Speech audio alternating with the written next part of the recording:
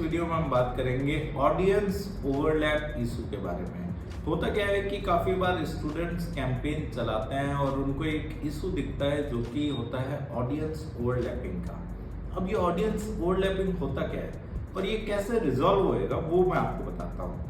For example कि आपने एक एड कैंपेन बनाया और उस एड कैंपेन के अंदर आपने 3 एड सेट बनाए और तीनों एड सेट के अंदर आपने एक एक एड क्रिएटिव लगा दिया। मतलब आपका कैंपेन का स्ट्रक्चर क्या हो गया, एक एड कैंपेन, उस एड कैंपेन में 3 एड सेट और तीनों एड सेट में 3 एड क्रिएटिव है, टोटल एक एक एड क्रिएटिव तीनों एड सेट के अंदर है। अब तीनों एड सेट जो है आपके और उन तीनों एड सेट में आपने सेम लोकेशन को टारगेट किया है, सेम काइंड ऑफ पीपल को टारगेट किया है।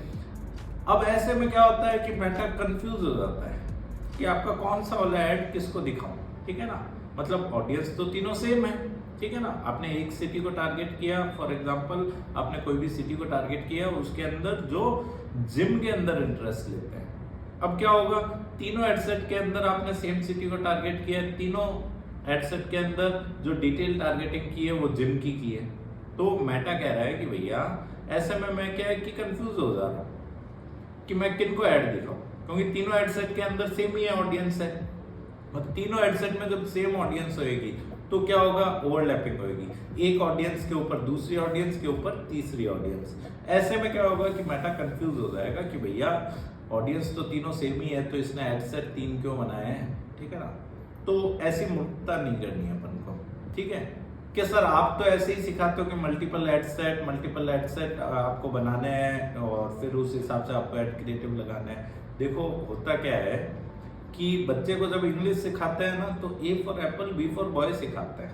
तो इसका मतलब ये नहीं है कि जब भी आपको ए बोलना होगा तो आप ए फॉर एप्पल ही बोलेंगे, नहीं, वो मेरा सिखाने का तरीका है, राइट। मेरे को पता है कि स्टूडेंट को कैसे समझ आएगी चीजें, तो मैं उसको इजीली समझ आ जाए उस हिसाब से समझा रहा हूँ, ठीक है।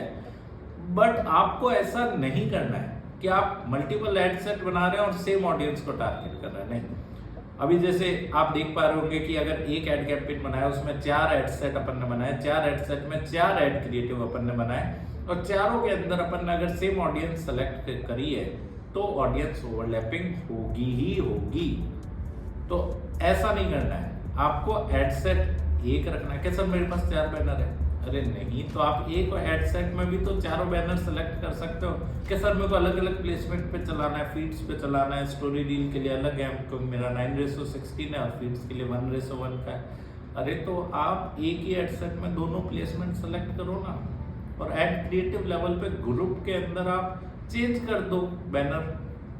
फीड के लिए अलग बैनर रखो, स्टोरी डील के लिए अलग बैनर रखो, और आप ऐसे 2 एड क्रिएटिव बना लो, 4 एड क्रिएटिव बना लो, एक ही एड सेट में बनाओ, ताकि मेटा कंफ्यूज ना हो, उसको पता हो कि आप इस ऑडियंस को टारगेट कर रहे हो और आपका एड सही ऑडियंस को ही दिखे।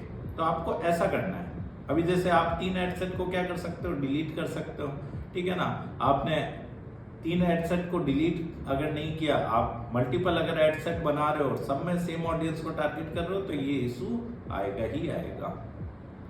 अब कि सर ये इशू ना आए उसके लिए हम क्या कर सकते हैं, तो उसके लिए आपको यही करना पड़ेगा कि आपको 6 के 6 एड सेट को डिलीट करना पड़ेगा। जो आपने मल्टीपल एड सेट बना रखे हैं उन सारों को डिलीट कर दो, एक एड सेट रखो, उसके अंदर ही एक ऑडियंस को टारगेट करो, और एड क्रिएटिव आप डुप्लीकेट कर सकते हो। एड क्रिएटिव आप डुप्लीकेट कर दीजिए अगर आपके पास में ज़्यादा बैनर्स या ज़्यादा वीडियोस है जिनका आप ऐड चलाना चाहते हैं ताकि लोगों को फुट के ऐड दिखे, तो उसके लिए आप ऐड क्रिएटिव को डुप्लीकेट कर दो, ना कि ऐड सेट को। तो आपको ये ऑडियंस ओवरलैपिंग का इशू नहीं आएगा। एक तो ये तरीका हो गया। सेकंड ये तरीका हो गया, अगर आप मल्टीपल एड सेट बना भी रहे हो तो अलग अलग टाइप के ऑडियंस को टारगेट करो। डिटेल टारगेटिंग के फिल्टर आप 3 एड सेट है तो तीनों में अलग अलग टाइप के फिल्टर लगाओ, राइट। तो आपको ऑडियंस ओवरलैपिंग का इशू नहीं आएगा। अगर आपको मेटा एड्स और डिटेल में सीखना है तो वीडियो के डिस्क्रिप्शन में मैंने अपने ब्लॉग का लिंक दिया, आप हमारे ब्लॉग पे जाए, वहाँ पे ढेरों आर्टिकल्स आपको मिलेंगे मेटा एड्स से रिलेटेड विद वीडियो ट्यूटोरियल्स। आप पढ़े, वीडियोस देखें तो आपको समझ आ जाएगा मेटा एड्स के बारे में। अगर आपको हमारा डिजिटल मार्केटिंग कोर्स ज्वाइन करना है तो वीडियो के डिस्क्रिप्शन में हमने हमारी वेबसाइट का लिंक दिया, आप हमारी वेबसाइट पे जाएं, कोर्स को एक्सप्लोर करें और आप डायरेक्टली वहीं से हमारा कोर्स परचेज भी कर सकते हैं। धन्यवाद।